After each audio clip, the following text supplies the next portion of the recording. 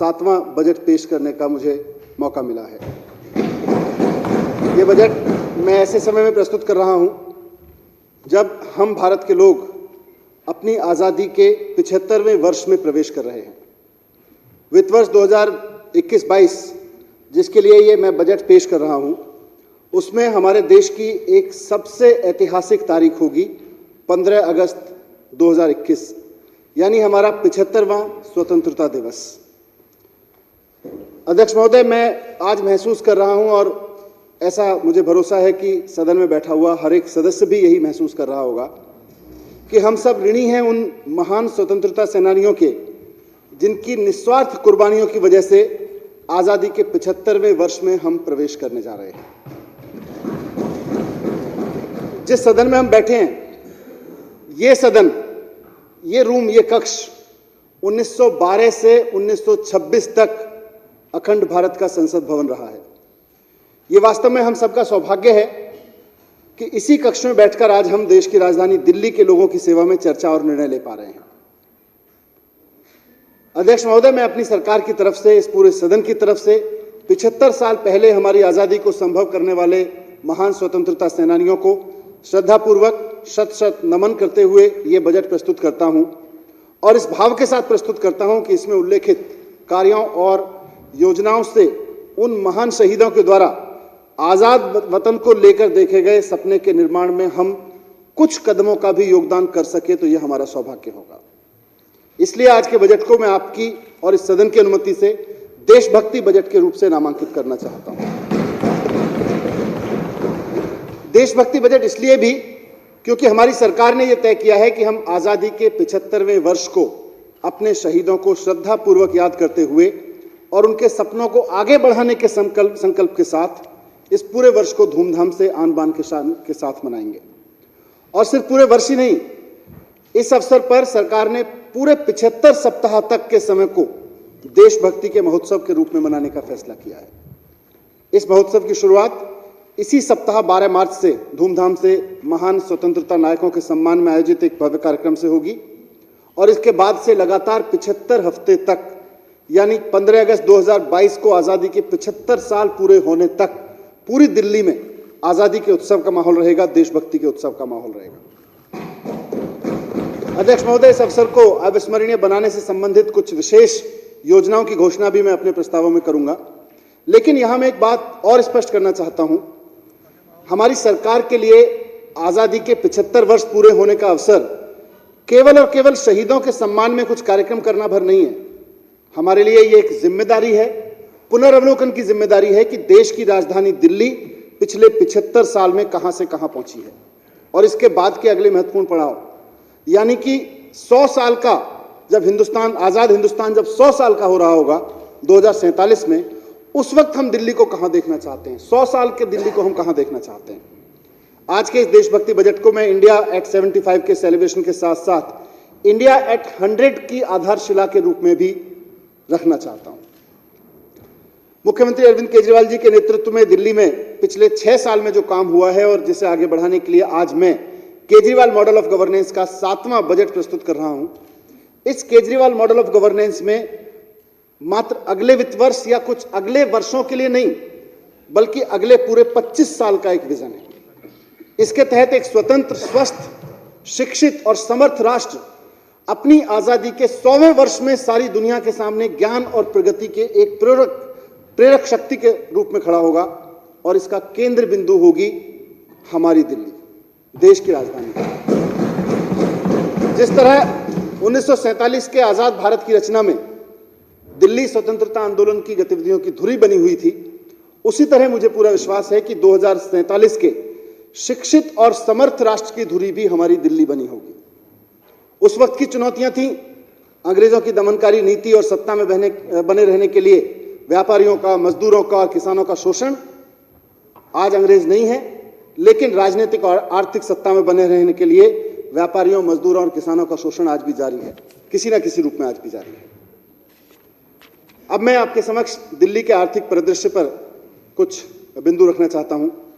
अध्यक्ष महोदय, पिछले 6 वर्षों से मेरे बजट वक्तव्य में परंपरा रही है कि मैं सदन के समक्ष दिल्ली के आर्थिक परिदृश्य के कुछ आंकड़े प्रस्तुत करता हूं। सामान्यतः ये जो आंकड़े होते हैं ये हर साल और अगले साल के संबंधित आंकड़े होते हैं, वित्त वर्ष से संबंधित आंकड़े होते हैं, कुछ अनुमान होते हैं। मैं आज आजादी की 75वीं सालगिरह की दहलीज पर खड़े होकर आज आपकी अनुमति से मेरे वक्तव्य के इस वाले भाग में, जहां हम आर्थिक परिदृश्य प्रस्तुत करते हैं, दिल्ली के पिछले 75 साल के आर्थिक परिदृश्य पर एक संक्षिप्त सी रोशनी डालना चाहता हूं। 1901 में हमारी दिल्ली कुल 4 लाख की आबादी का एक छोटा सा शहर थी।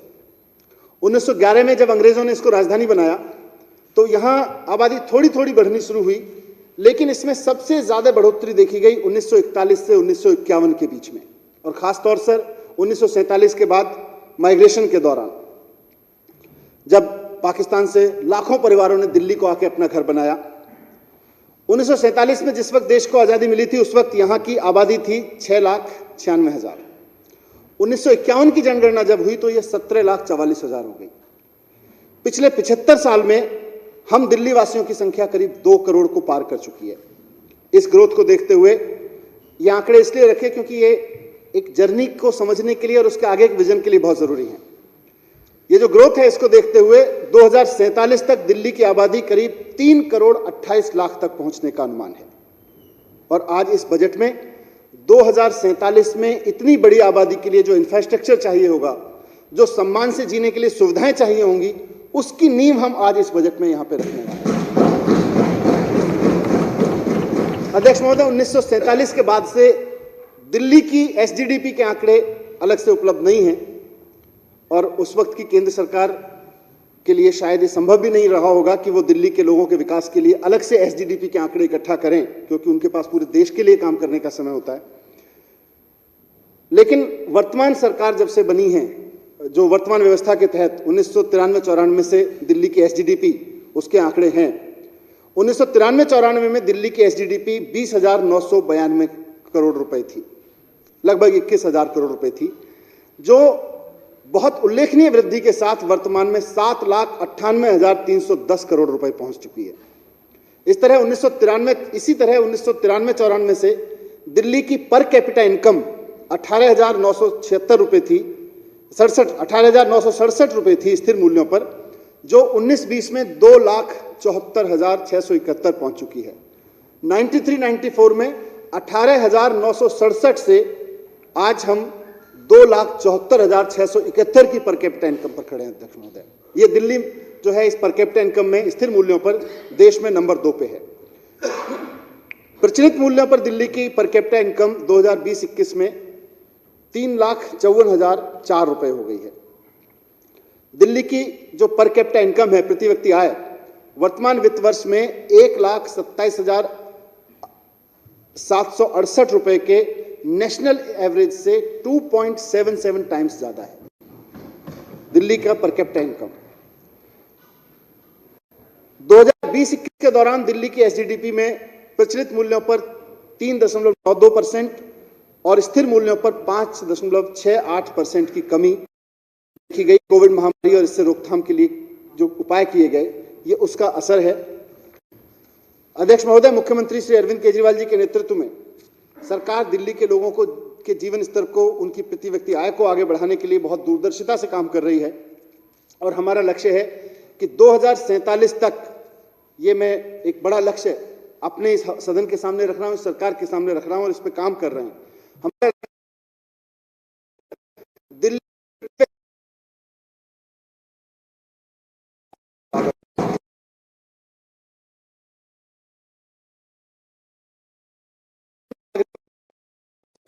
की वृद्धि करनी होगी। ये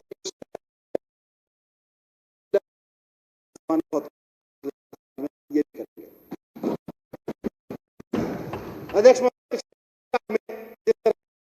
ऑफ इकोनॉमिक्स के तहत दिल्ली वासियों के हर महीने के खर्च में पानी के महंगे बिल की जगह जीरो बिल आए, बिजली के महंगे बिल की 75% आबादी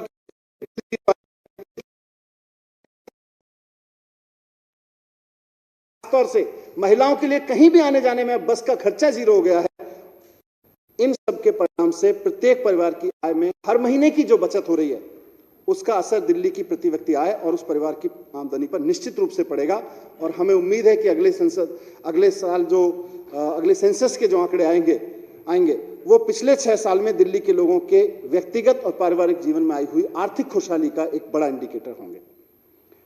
अध्यक्ष महोदय, मैं 2020-21 जो वर्तमान वित्त वर्ष है उसके लिए कुछ रिवाइज्ड एस्टिमेट सदन के समक्ष रखता हूं।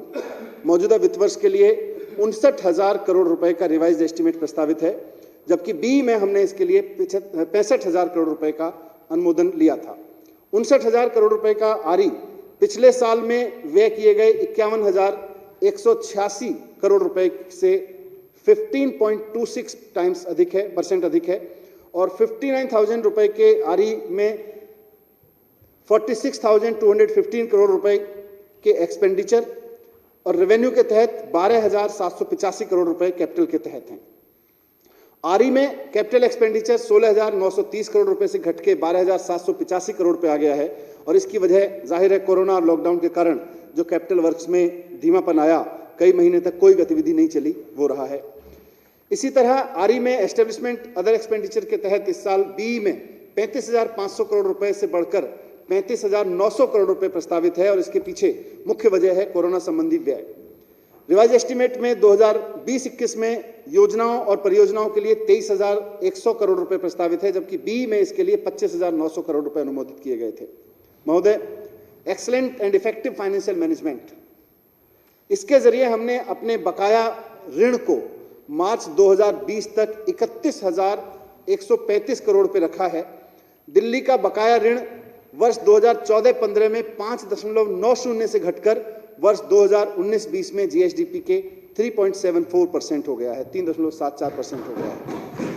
2020-21 के बारे में रिजर्व बैंक के राज्य वित्त संबंधी आंकड़ों के अनुसार दिल्ली का लोन जीएसडीपी रेशो देश के बाकी सब राज्यों की तुलना में सबसे कम है, सबसे ज्यादा। और ये बात सीएजी ने भी माना था कि दिल्ली सरकार सरप्लस में चलती है। ये बात अब जो रिजर्व बैंक के राज्य वित्त संबंधी आंकड़े हैं वो भी पेश कर रहे हैं। अध्यक्ष महोदय, मैं कुछ इस साल के लिए सप्लीमेंट्री डिमांड भी रख रहा हूं। वर्ष 2020-21 के दौरान आरई में 891 करोड़ 87,40,000 रुपए की सप्लीमेंट्री डिमांड्स की आवश्यकता होगी। इसके लिए मैं सदन का अनुमोदन चाहता हूं। अब मैं आपके समक्ष अगले वित्त वर्ष के लिए बजट अनुमान पेश कर रहा हूं। महोदय, हमारी सरकार के सत्ता में आने के पहले 2014-15 के दौरान राष्ट्रीय राजधानी क्षेत्र दिल्ली सरकार का कुल व्यय 30,940 करोड़ रुपए था, जो उनका बजट था 2014-15 का। मैंने अपना पहला पूर्ण बजट 2015 में जून में पेश किया था और उसमें 37,750 करोड़ रुपए का अनुमानित व्यय था। साल दर साल हम innovative schemes, welfare programmes, education, health, urban development के बहुत सारी योजनाओं पर ध्यान केंद्रित करते रहे और इन योजनाओं के लिए अपना खर्चा बढ़ाते रहे। मैं अत्यंत हर्ष के साथ 2021-20 के लिए 59,000 करोड़ रुपए का बजट प्रस्तावित कर रहा हूं। सॉरी 69,000 करोड़ रुपए का बजट प्रस्तावित कर रहा हूं, जो 2014-15 में 30,940 करोड़ रुपए की बजट राशि से दोगुने से अधिक है। 69। यह जानना सुखद होगा कि हमारी सरकार की अवधि में स्कीम्स, कार्यक्रम और परियोजनाओं के बजट में महत्वपूर्ण वृद्धि हुई है, जो दिल्ली वासियों के लिए वेलफेयर प्रोग्राम्स और डेवलपमेंट वर्क पर हमारे सरकार के ध्यान को ज्यादा दर्शाती है। बजटीय आवंटन के लिए दिल्ली सरकार का प्रति व्यक्ति व्यय, ये जो आज हम बजट आवंटन कर रहे हैं, दिल्ली सरकार का प्रति व्यक्ति व्यय पर कैपिटा एक्सपेंडिचर 2015-16 के 19,218 रुपए से बढ़कर इस साल 33,173 रुपए हो जाने की उम्मीद है। यानी सरकार की ओर से जो खर्च किया जा रहा है वो पर हेड, प्रति व्यक्ति सरकार की ओर से जो खर्च किया जा रहा है वो 19,216 रुपए था, 18 रुपए था 2015-16 में, और इस साल 33,173 रुपए हो जाने की इसकी उम्मीद है। 69,000 करोड़ रुपए के बजट में 31,200 करोड़ रुपए एक्सपेंडिचर के लिए और 37,800 करोड़ रुपए स्कीम और प्रोजेक्ट्स के लिए हैं।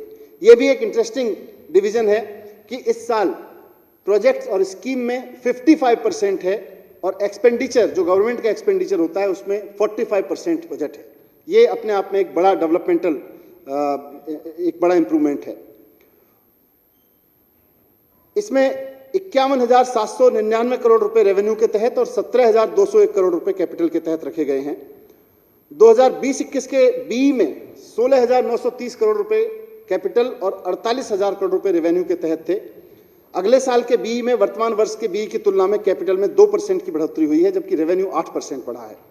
2021-22 में प्रस्तावित 17,201 करोड़ रुपए का कैपिटल 2014-15 में 7,430 करोड़ के कैपिटल से दोगुना हो चुका है। तो 2014-15 में जो कैपिटल वर्क था, उससे आज हम दोगुने पे हो गए हैं।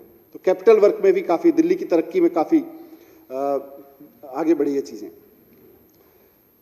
2021-22 का प्रस्तावित बजट जो 2020-21 के 65,000 करोड़ रुपए के बीई से 6.15% अधिक है, और आरई जो इस साल का वर्तमान वित्त वर्ष का आरई है, उससे 17% अधिक है।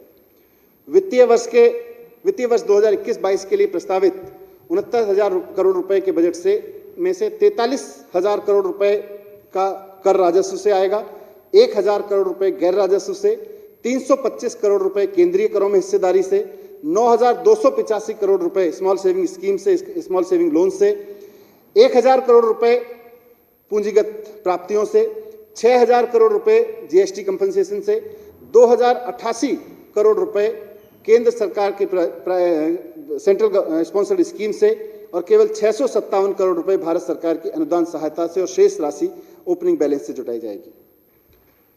अध्यक्ष महोदय, हमारी सरकार स्थानीय निकायों को 4,367 करोड़ रुपए का वित्तीय सहयोग उपलब्ध कराएगी। इसमें 2,298 करोड़ रुपए स्थानीय निकायों द्वारा योजनाओं, कार्यक्रमों, परियोजनाओं के कार्यान्वयन के लिए संबद्ध राशि के रूप में होंगे, और 2,069 करोड़ रुपए बेसिक टैक्स असाइनमेंट बीटीए के रूप में होंगे। इसके अलावा स्थानीय निकायों को 1,805 करोड़ रुपए स्टैंप और पंजीकरण शुल्क और एकमुश्त पार्किंग शुल्क के हिस्से में उपलब्ध कराए गए हैं। हमारी सरकार इस प्रकार स्थानीय निकाय के बजट अनुमान 2021-22 में 6,172 करोड़ रुपए की वित्तीय सहायता दे रही है। अध्यक्ष महोदय, अब मैं 2021-22 के लिए कुछ प्रमुख योजनाएं, कार्यक्रम प्रस्तुत करूंगा, उनका विवरण प्रस्तुत करूंगा जो 21-22 के बजट का अभिन्न हिस्सा है। अध्यक्ष महोदय, जैसा कि मैंने आरंभिक वक्तव्य में उल्लेख किया था कि आजादी की सालगिरह की 75वीं वर्षगांठ के अवसर पर आगामी वर्ष देशभक्ति के वातावरण से ओतप्रोत रहेगा। इसीलिए मुख्यमंत्री अरविंद केजरीवाल जी के नेतृत्व में सरकार ने निर्णय लिया है कि दिल्ली सरकार भी इस अवसर को अविस्मरणीय बनाने में कोई कोर कसर नहीं छोड़ेगी। और जैसा कि मैंने बताया कि 75 साल पूरे होने से ठीक 75 सप्ताह पहले से देशभक्ति के कार्यक्रम शुरू हो जाएंगे। आगामी 12 मार्च से दिल्ली में देशभक्ति की एक कार्यक्रमों की श्रृंखला शुरू होगी, और पूरी दिल्ली अभूतपूर्व तरीके से इस वर्ष को आन बान शान के साथ मनाएगी। इस क्रम में देशभक्ति बजट से संबंधित कुछ और महत्वपूर्ण प्रस्ताव मैं इस सदन के समक्ष रख रहा हूं। 12 मार्च से शुरू हो रहे देशभक्ति आयोजनों की श्रृंखला में अगले 75 सप्ताह तक पूरी दिल्ली में कार्यक्रम आयोजित किए जाएंगे, और सिर्फ दिल्ली में नहीं, आजादी के आंदोलन में दिल्ली की भूमिका और पिछले 75 साल में दिल्ली की यात्रा और 2047 की दिल्ली का विजन, इसको लेकर देश के अलग अलग हिस्सों में भी कार्यक्रम आयोजित होंगे। आजादी की लड़ाई में सरदार शहीद भगत सिंह का जीवन और भारत को लेकर देखे गए उनके सपने हमारे नौजवानों के लिए, पूरे देश के नौजवानों के लिए आज भी प्रेरणा का स्रोत रहते हैं। शहीद भगत सिंह जी ने अपनी जेल डायरी में लिखा था कि अगर बहरों को सुनाना है तो धमाका करना जरूरी है। आजादी के 75वें साल में शहीद भगत सिंह जी के प्रेरक जीवन पर कार्यक्रमों के लिए अलग से 10 करोड़ रुपए का बजट हम रख रहे हैं, ताकि उनके जीवन पर कार्यक्रम, भगत सिंह जी के जीवन पर कार्यक्रमों के जरिए हम चाहते हैं कि देश की वर्तमान युवा शक्ति उनके जीवन से प्रेरणा ले सके और इस भाव के साथ जिए कि हम मरेंगे भी तो दुनिया में जिंदगी के लिए, हम मरेंगे भी तो दुनिया में जिंदगी के लिए सबको जीना सिखा जाएंगे मरते मरते। ये ना समझो कि भगत फांसी पर लटकाया गया, सैकड़ों भगत बन जाएंगे मरते मरते। इस उद्देश्य के साथ एक अलग से पूरा कार्यक्रम शहीद भगत सिंह जी को समर्पित चलेगा, पूरी कार्यक्रमों की श्रृंखला। इसी तरह अध्यक्ष महोदय, भारत की आजादी से लेकर आजाद भारत की रूपरेखा बनाने का काम बाबा साहब भीमराव अंबेडकर ने जिस तरह किया, वो भी अपने आप में संघर्ष, देशभक्ति और दूरदर्शिता की एक बहुत अनोखी मिसाल है। बाबा साहब के लिखे संविधान की बदौलत आज हम ऐसे हिंदुस्तान में जी रहे हैं जहां जात पात का भेदभाव करना अमानवीय और असंवैधानिक माना जाता है। बाबा साहब के प्रेरक जीवन और उनके सपनों के संविधान और हिंदुस्तान को आज की युवा पीढ़ी तक ले जाने के लिए आजादी की 75वीं वर्षगांठ के अवसर पर अलग से कार्यक्रम होंगे और उसके लिए भी मैं अलग से बजट में 10 करोड़ की प्रस्तावना कर रहा हूं। इसके जरिए हमारा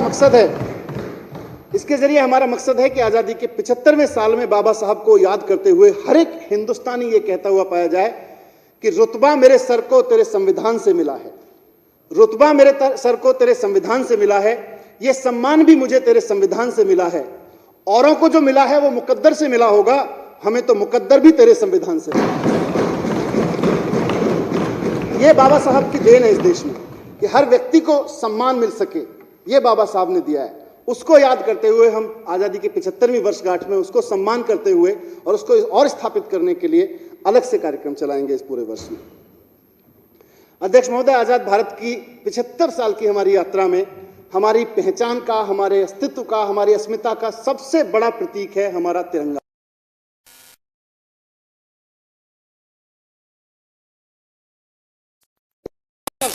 उत्सव के इस अवसर पर अपनी दिल्ली के आसमान को, पूरे आसमान को तिरंगे से सजाएं। हम लोग जब दिल्ली के कनॉट प्लेस से गुजरते हैं तो हम सब ने देखा है वहां एक शानदार तिरंगा बहुत ऊंचाई के साथ में लहराता हुआ देखा है हमने। 200 फीट की ऊंचाई पर वो तिरंगा है और हम सब वहां से निकलते हैं, कोई भी हिंदुस्तानी वहां से निकलता है उसका मन देशभक्ति से ओतप्रोत हो जाता है। हाल में मैंने NSUT में लगभग इसी ऊंचाई 160 फीट की ऊंचाई के एक तिरंगे का ध्वजारोहण किया और उसको देख के भी वहां से निकलने वाले, द्वारका से निकलने वाले तमाम लोगों ने देखा, मुझे भी कहा, मैं भी उधर से निकलता हूं। वहां से निकलते हुए एकदम मन देशभक्ति से रोमांचित होकर उठता है तिरंगे को लहराते हुए देख के।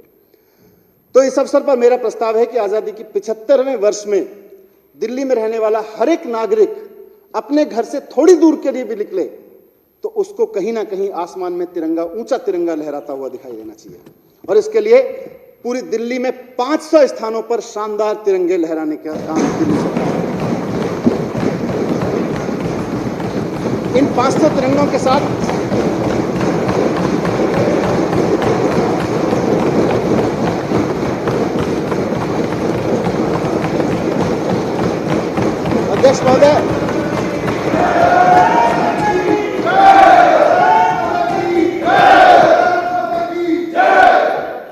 अध्यक्ष महोदय, इन 500 तिरंगों के साथ, आसमान की ऊंचाइयों में लहराते इन 500 तिरंगों के साथ हम अपनी दिल्ली को आजादी के 75वें साल में इस तरह से सजाएंगे कि आप दिल्ली में भले ही 1 या 2 किलोमीटर अपने घर से बाहर जाने के लिए निकलें, आपको कहीं शानदार तिरंगा लहराता हुआ नजर आए और आपके अंदर देशभक्ति की ज्वाला भड़क उठे, आपके अंदर देशभक्ति का रोमांच भड़क उठे।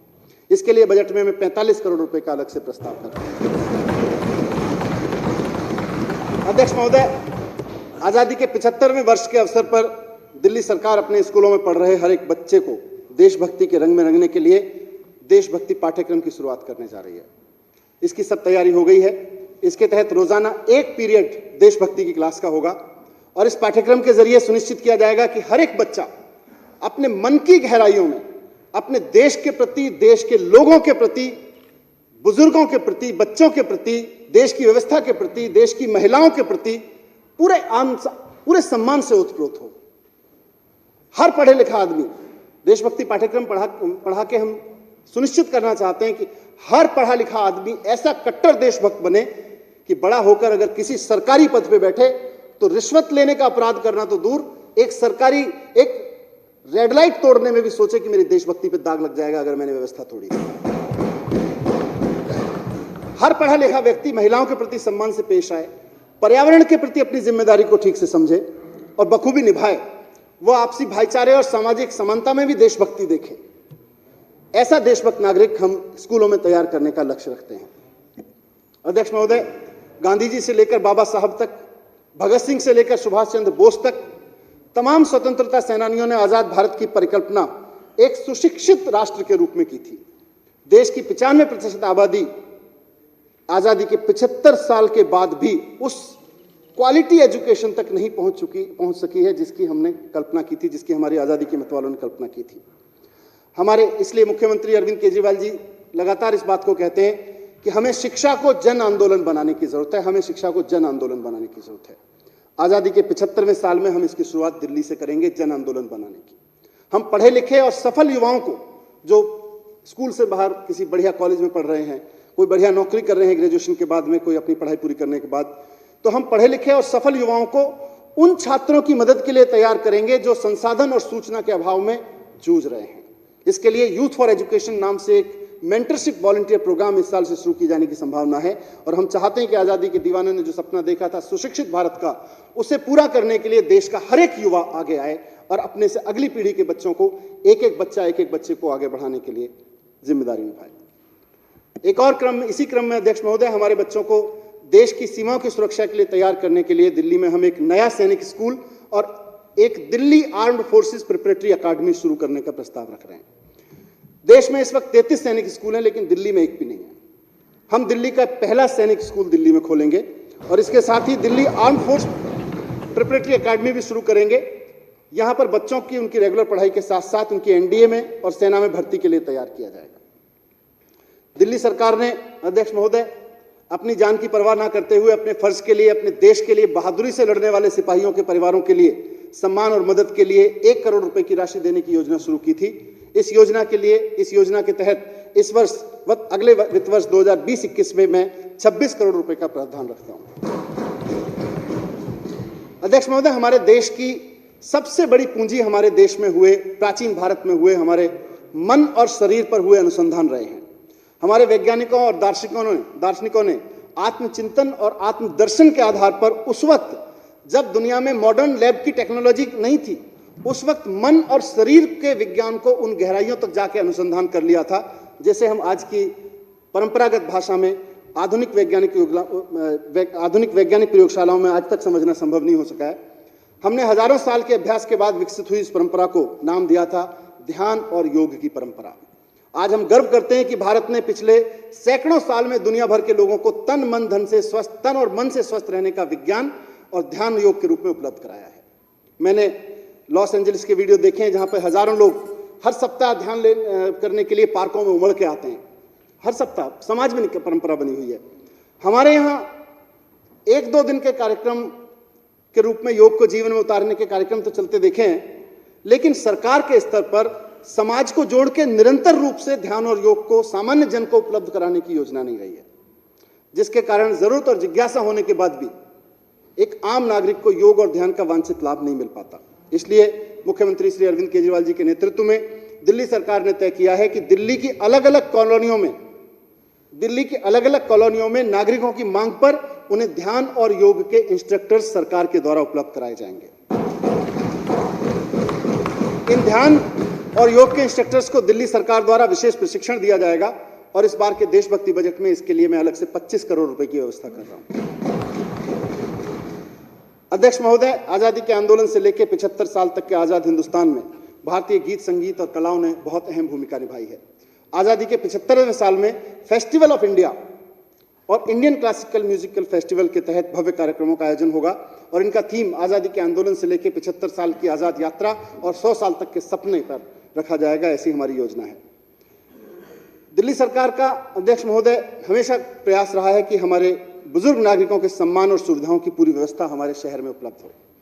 बुजुर्गों के लिए मुख्यमंत्री तीर्थ यात्रा योजना इस दिशा में एक बड़ा मील का पत्थर साबित हुई थी। अब आजादी की हीरक जयंती हम मना रहे हैं तो हम अपने बुजुर्गों के सम्मान को कैसे भूल सकते हैं। 75वें वर्ष के आयोजनों में एक महत्वपूर्ण कदम यह भी होगा कि हम अपने पूरी दिल्ली के 75 वर्ष से अधिक उम्र के वरिष्ठ नागरिकों को सम्मान करने के लिए पूरी दिल्ली में सम्मान समारोह आयोजित करेंगे और यह कार्यक्रम दिल्ली में सक्रिय विभिन्न वरिष्ठ नागरिक संगठनों के साथ मिलकर आयोजित होंगे। इसके लिए अलग से 2 करोड़ रुपए की राशि की व्यवस्था की गई है। अध्यक्ष महोदय, मैं कुछ उन प्रमुख योजनाओं, कार्यक्रमों और परियोजनाओं का विवरण प्रस्तुत करूंगा जो 2021-22 के बजट का अभिन्न हिस्सा है और मैं समझता हूं कि ये, जैसा मैंने कहा कि 100 साल की दिल्ली, 100 साल का हिंदुस्तान कैसा होगा, उसकी आधारशिला है। सबसे पहले स्वास्थ्य सेवाओं के बारे में मैं बात करूंगा। 2020 का वर्ष ऐसा आया कि पूरी दुनिया में 2020 का साल स्वास्थ्य सेवाओं के नाम हो गया। दुनिया में शायद किसी ने भी कल्पना नहीं की होगी कि एक ऐसा दौर आएगा दुनिया में, लेकिन शायद यही हिंदुस्तान है। हमारे हिंदुस्तान के शायर वक्त से आगे चलते हैं। हमारे हिंदुस्तान के शायरों ने इसकी कल्पना में कुछ लिख दिया था बहुत पहले। बशीर बद्र साहब ने कोरोना के लिए शायद एडवांस में लिख दिया था कि कोई हाथ भी ना मिलाएगा अगर गले मिलोगे तपाक से। कोरोना के समय लॉकडाउन, 2 गज की दूरी, कोई हाथ भी ना मिलाएगा, अगर गले मिलोगे तपाक से। ये नए मिजाज का शहर है, जरा फासले से मिला करो। ये नए मिजाज की दुनिया है, इसमें फासले से मिलना कानूनी जरूरत है, और कानूनी बात नहीं मानने पर जुर्माना है नए मिजाज की दुनिया में। लेकिन इसलिए कहा अध्यक्ष महोदय कि जैसे शायर ने पहले लिखा, शायद दिल्ली सरकार भी जाने अनजाने में इसकी पहले से तैयारी कर रही थी। हमने शिक्षा के साथ साथ हमेशा इस सदन से बजट पास किया है, उसमें स्वास्थ्य सेवाओं को इंप्रूव करने पर, उसको आधुनिकतम बनाने पर, उसको हर आदमी को सहजता से उपलब्ध कराने पर लगातार काम किया। तो ऐसा लग रहा है जैसे जाने अनजाने में मुख्यमंत्री अरविंद केजरीवाल जी के नेतृत्व में इसके लिए तैयारी की जा रही थी।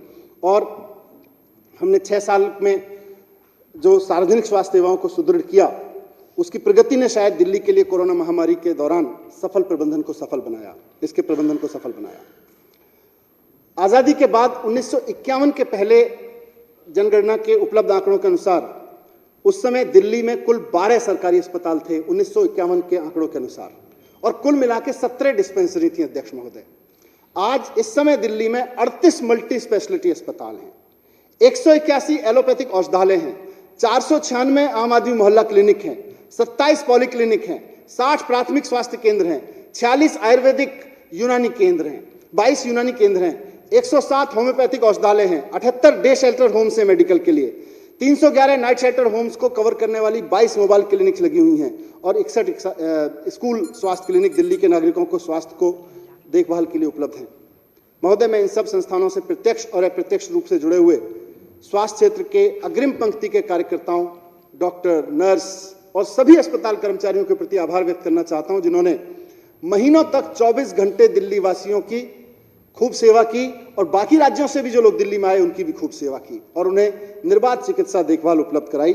उनका योगदान इस महामारी में नियंत्रण पर बहुत महत्वपूर्ण रहा है।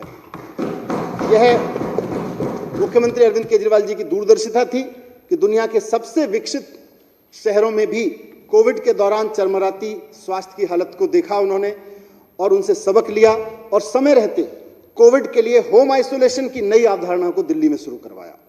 देश का पहला प्लाज्मा बैंक भी मुख्यमंत्री जी ने दिल्ली में शुरू करवाया, और जरूरतमंद रोगियों को निःशुल्क प्लाज्मा उपलब्ध कराना शुरू हुआ। होम आइसोलेशन और प्लाज्मा दोनों ऐसी व्यवस्थाएं थी जो इनोवेटिव थी, और जिनकी वजह से दिल्ली का कोरोना मैनेजमेंट बाकी लोगों के लिए भी सीखने के लिए एक मिसाल बना, एक प्रेरणा बना। अध्यक्ष महोदय, वैक्सीन उपलब्ध हो जाने से इस रोग के खात्मे के लिए एक आशा की नई किरण जगी है।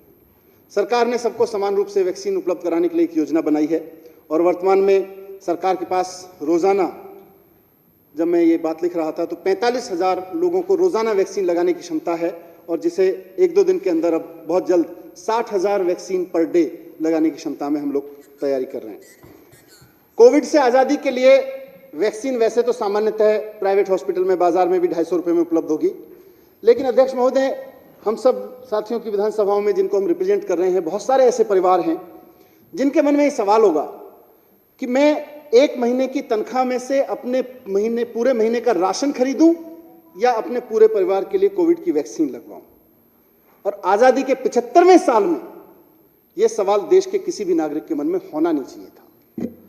दिल्ली में हमारी सरकार ने निर्णय लिया है कि दिल्ली के लोगों को कोविड की वैक्सीन सरकारी अस्पतालों में लगातार निःशुल्क ही उपलब्ध कराई जाए। इस नई योजना आम आदमी निःशुल्क कोविड वैक्सीन के लिए मैं 50 करोड़ रुपए की राशि अलग से प्रस्तावित कर रहा हूं। अध्यक्ष महोदय, कोविड से मिले हुए अनुभवों को ध्यान में रखते हुए स्वास्थ्य सेवा में विस्तार के लिए सरकार ने विभिन्न परियोजनाओं के लिए 1293 करोड़ रुपए की राशि आवंटित की है। ये परियोजनाएं हैं ज्वालापुरी, सिरसपुर, मादीपुर, विकासपुरी में नए अस्पतालों का निर्माण, 19 मौजूदा अस्पतालों को नया रूप देना, नए अस्पतालों और नए रूप देने का काम पूरा हो जाने के बाद अस्पतालों के बिस्तरों की संख्या में 14,000 से अधिक की बढ़ोतरी हो जाएगी। बुराड़ी में, संजीव भाई बैठे हैं, बुराड़ी में 768 बिस्तरों के अस्पताल का निर्माण का काम पूरा हो गया और इसे कोविड के लिए 450 बिस्तरों के साथ खोल दिया गया है। इसी तरह अंबेडकर नगर अस्पताल भी जुलाई 2020 से कोविड रोगियों के लिए 200 बिस्तर उपलब्ध करा रहा है। द्वारका में निर्माणाधीन इंदिरा गांधी अस्पताल 1241 बिस्तरों की क्षमता के साथ अगले साल से अपना काम करना शुरू कर देगा। अध्यक्ष महोदय, दिल्ली में आम आदमी की छोटी छोटी बीमारियों के लिए बड़े अस्पतालों के चक्कर न काटने पड़े आम आदमी को, इसके लिए हमारी सरकार ने मोहल्ला क्लिनिक की एक नई अवधारणा शुरू की थी। आज दिल्ली के अलग अलग मोहल्लों में लोग अपने आसपास वॉकिंग डिस्टेंस पे अपनी छोटी छोटी बीमारियों के लिए उन चिकित्सा सुविधाओं का लाभ ले रहे हैं जिसके लिए उन्हें या तो पहले लंबी लाइन में लगना पड़ता था या जेब से मोटे पैसे खर्च करके किसी प्राइवेट डॉक्टर के सामने खड़ा होना पड़ता था। आज इस सदन में मैं एक और इसी दिशा में, इसी परिकल्पना पर आधारित एक नया क्रांतिकारी अनाउंसमेंट करने जा रहा हूं कि अगले साल से दिल्ली में महिलाओं के लिए विशेष महिला मोहल्ला क्लिनिक शुरू किए जाएंगे। हम सब जानते हैं कि हमारी माताएं और बहनें खुल के अपने हेल्थ इश्यूज के बारे में हमसे बात नहीं कर पाती हैं। कोई महिला अगर मिडिल क्लास से है, अपर मिडिल क्लास से है, तो अपने आसपास कोई विमेन स्पेशलिस्ट ढूंढ लेती है, लेकिन middle class, lower middle income परिवारों में कोई महिला कभी भी स्त्री रोग विशेषज्ञ तक नहीं पहुंच पाती है। और इसका नतीजा होता है कि हमारी बहुत सारी महिलाएं, एक बड़ी आबादी हमारी, कुछ बीमारियों को नियति मानते हुए उसके साथ जीती रहती है। दिल्ली सरकार अब यह जिम्मेदारी निभाएगी कि दिल्ली की हर महिला के आसपास पे उसके बहुत उसके पास रोग स्पेशलिस्ट, रोग विशेषज्ञ की सेवा उपलब्ध बीमारियों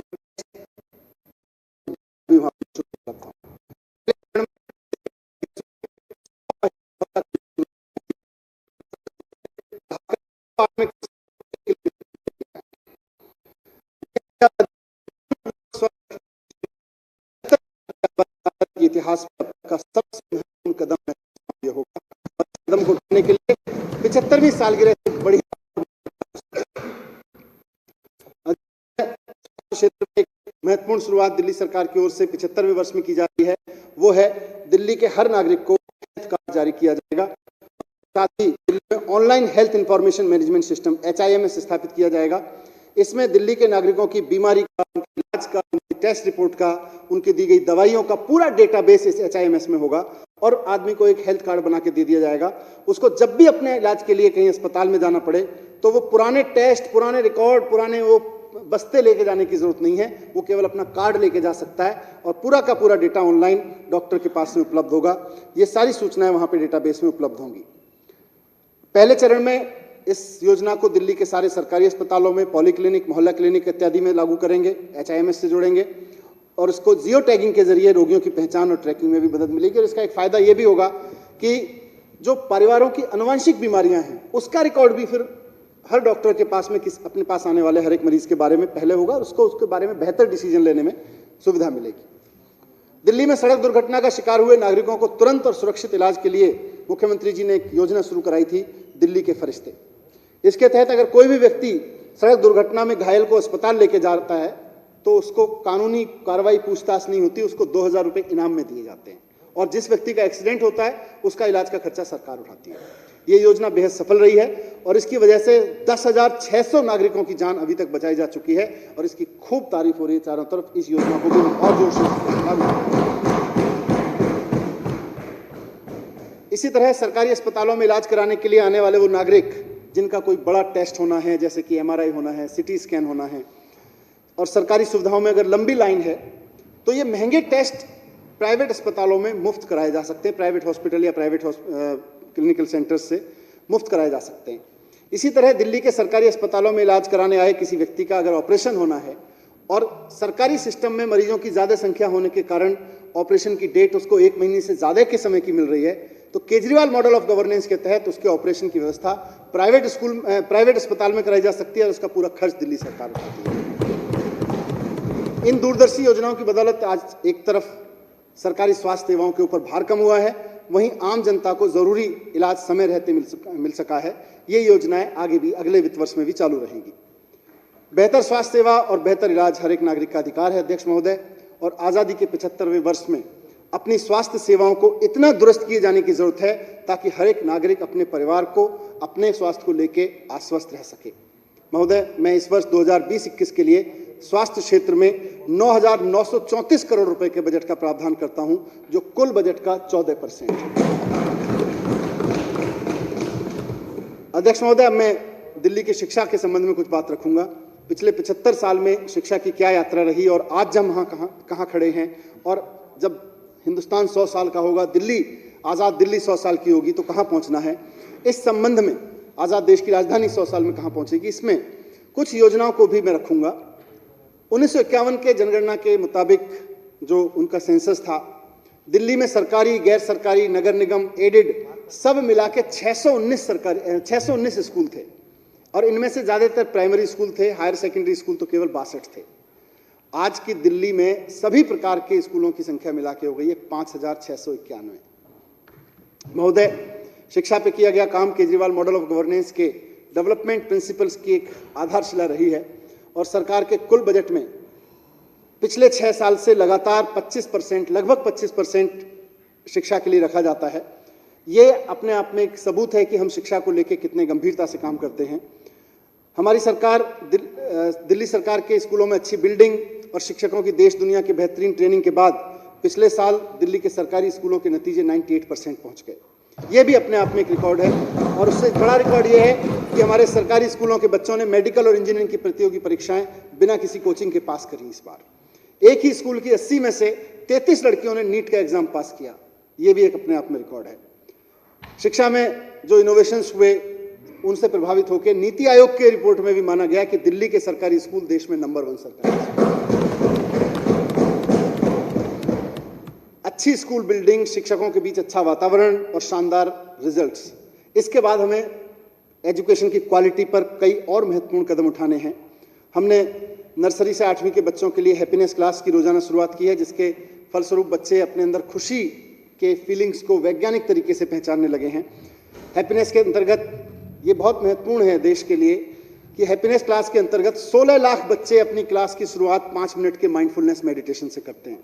इतनी बड़ी संख्या में रोजाना मेडिटेशन का ये प्रयोग अपने आप में अनूठा है और हैप्पीनेस के अंदर देश भर के राज्यों की रुचि बढ़ रही है और इंटरनेशनल एजुकेशन सिस्टम्स की बहुत रुचि बढ़ रही है। तो उसको देखते हुए हमने इंटरनेशनल इसकी नॉलेज शेयरिंग के लिए इंटरनेशनल सेल की स्थापना हम इसमें कर रहे हैं। 9वीं से 12वीं क्लास के बच्चों के लिए एंटरप्रेन्योरशिप माइंडसेट पाठ्यक्रम शुरू किया गया है। इसका मकसद है बच्चों में critical thinking, problem solving, risk taking, self management जैसे जो जिन्हें हम 21st सेंचुरी स्किल्स कहते हैं उनका विकास करना। एंटरप्रेन्योरशिप करिकुलम के तहत इस साल हम 11वीं 12वीं के बच्चों को उनकी उद्यमशीलता के प्रदर्शन के लिए 2000 रुपए प्रति बच्चे की सीड मनी उपलब्ध कराएंगे और बच्चों को अवसर देंगे कि वो अकेले या छोटे छोटे समूहों में बिजनेस आइडियाज लेके आए, कुछ काम करने के, कुछ बिजनेस, कुछ इन्वेस्ट करने के आइडियाज लेके आए और अपनी क्लास और अध्यापकों के सामने उसको प्रस्तुत करें। उसके बाद आसपास के एंटरप्रेन्योर्स, जो लोकल एंटरप्रेन्योर्स हैं, उनके साथ उसकी स्क्रूटनी कराएंगे और वहां से पास हुए प्रोजेक्ट को फिर हम प्रति बच्चा 2000 रुपए सीड मनी के हिसाब से फंड करेंगे और उससे ताकि बच्चे के अंदर रिस्क टेकिंग कैपेबिलिटीज उसकी बढ़े, उसको बिजनेस करना, इनोवेटिव तरीकों पे अपना काम करने का उसको अभ्यास हो। इनमें से सफल आइडियाज जो होंगे उनकी एक बड़ी एग्जीबिशन भी एंटरप्रेन्योरशिप की लगाएंगे हम और जो अच्छे आइडियाज होंगे उनको अवार्ड भी देंगे। अध्यक्ष महोदय, देशभक्ति और सैनिक स्कूल अकेडमी का मैं जिक्र कर चुका हूं। इसके अलावा शिक्षा की गुणवत्ता को ऊपर ले जाने के लिए सरकार इस साल 3 और बड़े कदम उठा रही है। वो है कि पहला है नर्सरी से 8वीं कक्षा के लिए नया सिलेबस तैयार किया जा रहा है। दूसरा है दिल्ली का अपना शिक्षा परीक्षा बोर्ड स्थापित किया जा रहा है और तीसरा है दिल्ली में 100 स्कूल ऑफ एक्सीलेंस स्थापित किए जाएंगे। नर्सरी से 8वीं क्लास के लिए नए पाठ्यक्रम के आधार पर 3 लक्ष्य हमने रखे हैं। पहला कि हमें ऐसे बच्चे तैयार करने हैं जो कट्टर देशभक्त हों और आने वाले समय में देश के हर क्षेत्र में देश की जिम्मेदारी अपने कंधों पर उठाने करेंगे और उम्मीद यह है कि अगले 4-5 साल के अंदर अंदर जैसे जैसे इसके रिजल्ट्स आएंगे, इसके नतीजे आगे बढ़ेंगे, बाकी स्कूल और प्राइवेट स्कूल भी इसमें शामिल होंगे। इसी तरह से स्कूल ऑफ स्पेशलाइज्ड एक्सीलेंस बनाने के पीछे भी हमारा मकसद है कि अलग अलग क्षेत्र की प्रतिभाओं को 9वीं, 10वीं, 11वीं और 12वीं में एक्सीलेंस स्कूलों में वर्ल्ड क्लास सुविधाएं देकर पढ़ा सकें।